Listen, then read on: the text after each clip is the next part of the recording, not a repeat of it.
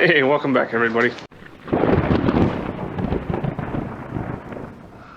Morning. What do we got going on here, Justin? Oh, same old, same old. Trying to figure out where this cable's running off to. Currently, we have it plugged in on the transmitter side, just downstream of the actual tray itself. There's a BNC connector there that we tapped into, and we're trying to trace it going the other way instead of coming from the bottom up. So, have the toner on here again, doing some math. We got some JP there in the back cockpit, tracing it around and figuring out what we got going on. Yeah. So we isolated off the tray? Yes. Wait, is this it? No, yes. That's the radio. That's the radio. Okay, the tray's still in there. The tray's still in there, yeah. So there's a connection on the bottom for, if you look at the back side of that, the big cylindrical one on there, that's the actual RF connection. We can't really adapt to that with what we currently have because we don't have one of those connectors. So it almost looks like an SMA, almost, but it's not threaded. So we have there's a break in the cable that has a BNC connection on it, I assume from whenever they installed the system. So we're just tapped into that one, the one that feeds the bottom of the tray, and trying to see where it goes on the forward end of the aircraft. And sounds like we're hearing it. Yes. Which, that's a good sign, right? Yes, sir. Just gotta figure out where it goes and play it from there, see where it stops. Pretty much going hand over hand as far as we can to see. Yep. Yeah. Make sure it's not running past that. Hang on.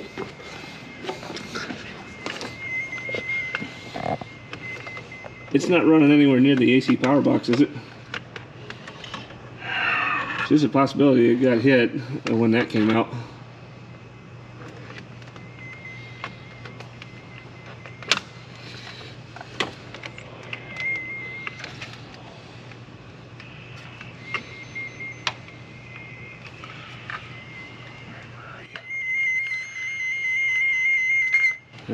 Found it.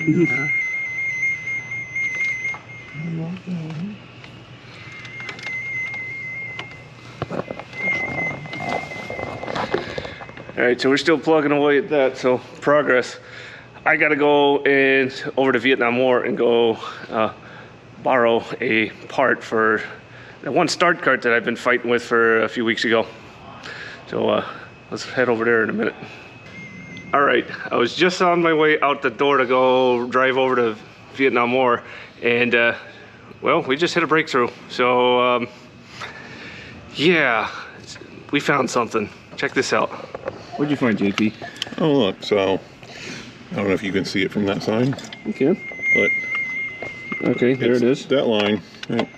We're on that line. It's strong. Yep. That line. Uh-huh. Oh, sorry, that line. Okay. Oh, look at that. So apparently, when COM 3 got fixed... Don't put this on me. What? Did you do that? No, I didn't unplug anything. I know we've been in this console. Now the question is, where is the other end of this, or did it get plugged into the... Oh. Wait. 3. We have a way of finding that. Put the tone on the bottom and sniff it on the way up. Yes. But we know from the bottom it's coming in on this side and doing something here. Where it goes past this point, we weren't able to sniff. It goes through the pressure. It's coming through the pressure vessel over here. Okay. On this side, we were able to tone that, and then we lose it. Somewhere over here? Yeah, somewhere in the cockpit we lose it. It goes, I'm assuming, forward and probably cross-connects somewhere. But we found it. We did. We have found the problem. Well, it's actually, it ends, what, 4.9 meters from the end of that cable? Yeah. Yeah. So, actually, grab your TDR. Yeah, let me do that. So, you may be saying, oh, how did y'all not find this sooner? Many reasons why. That's why we came from that end and going this way, because we didn't even know it ran through that console. Yeah, that's either. And now we know something, so I don't need anyone in the comments being like, oh, y'all should have found that like a month ago. Takes time. Takes time. Unfortunately, I will be the first one in the comments saying you should have found that months ago. He'll do it first. Hey, I never checked in there. I only thought COM3 ran through there. If it comes in there, why does it go through there? Right, yeah, because COM3 originates over there. Yes, and where is that cable supposed to connect to is the next question. I'm sure we'll find it here shortly. Yeah, more than likely. Yes. Grab your TDR and grab the borescope out of the back of my car. Well, happily, it's not a more complicated problem. Oh, It's just don't say that yet. We could be searching for another BNC cable for another hour and a half. If there's Hopefully even not. one there. Hopefully not. We could, but I think I might. but I will see happily it. take a disconnected cable over something far more complicated. At least we don't have a break somewhere in the middle. All right?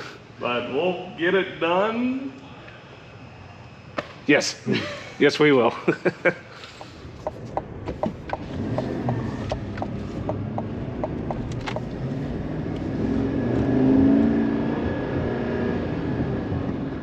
Alrighty, made it into Vietnam War Flight Museum. Got the Super Sabre here, and we got a new small pile of parts here on the table. So this is the auxiliary gearbox, or at least half of it. The other half still on the airplane, and there is a gasket that goes around the perimeter of this thing, and that's what sprung a leak, because what's inside here is engine oil, and it lubricates all the bearings and gears and all this other fun stuff in here. But this is a look at what is inside an auxiliary gearbox and all the drives and everything that attaches to it. I know there's a hydraulic pump and a generator that are driven off of this, probably here and here. So this is out, and we are waiting on a couple of more little small parts and pieces so we can put this all back together. But we have the seal. We're just waiting for a couple of little odds and ends. But this is it. They finally were able to get her out. And so once this is resealed and everything, it goes back in and we function test it, and the jet should be ready to fly again. Neat stuff. So what I got to go work on is in another room. So let's walk over there. All right, so what I got going on over here is this MA1A start cart.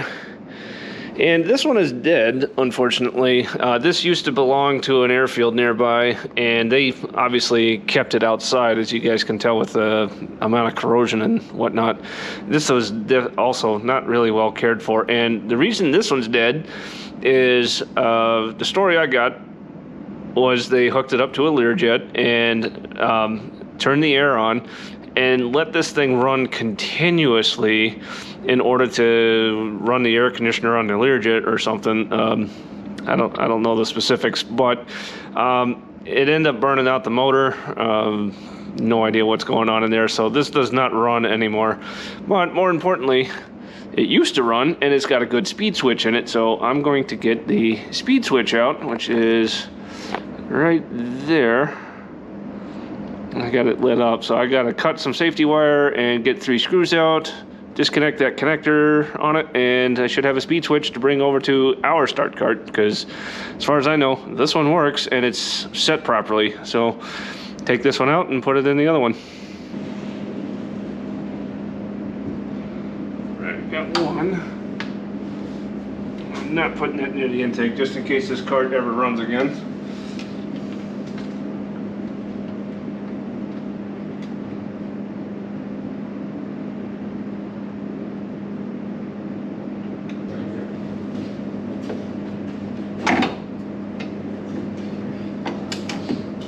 Out.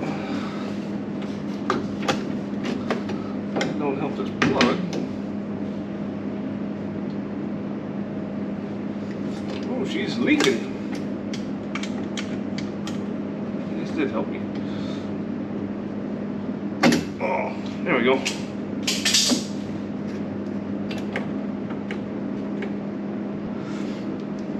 Got the speed.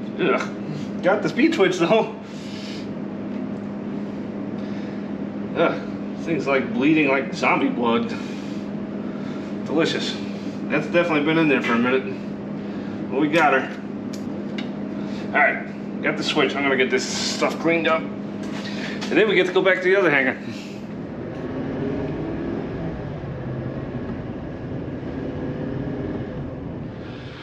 All right, back over at our hangar. Got the switch with me. Unfortunately, I'm up against the time constraint today because I gotta get down to the repair shop where my normal work truck is and go pick it up before they close.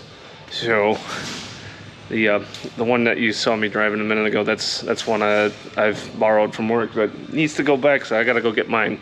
Anyway, I'm gonna get this in next week, and we'll go from there. All right.